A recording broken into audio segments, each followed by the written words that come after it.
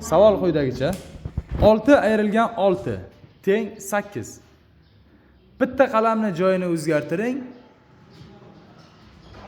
Shu yerdagi qonuniyatni to'g'rilang. 1 minutda topgan o'quvchiga 50 ming so'm pul mukofoti bor. Eshityapmiz-a? Qonuniyatni to'g'rilang. 1 minut vaqt.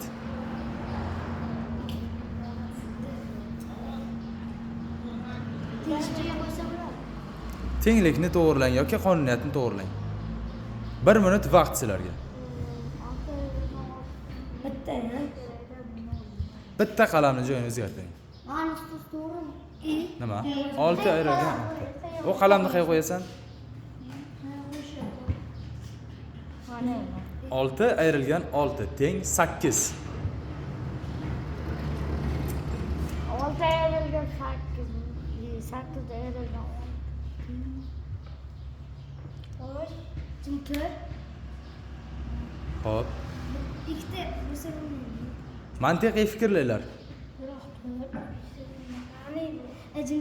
bilmasang deganman. Hammasiga pot.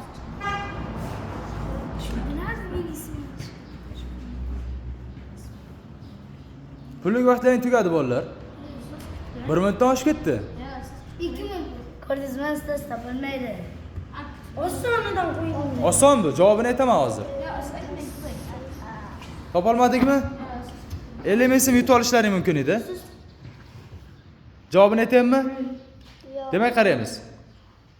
6 ayrilgan 6 teng 8, ya'ni qonuniyat yoki tenglik deymiz a. Mantiqiy fikrlang dedim. 8 ni mana qalamini olamiz mana. 6 bo'ldimi? 6 teng 6 6. Mana. 3 ta 6 bir-biriga tengmi? Mana 6 teng 6 6. Bu ifoda demadim-a? Savol boshida. Bu yerda tenglikni yoki qonuniyatni to'g'rilang dedim. Mantiqiy fikrlang dedim sizga.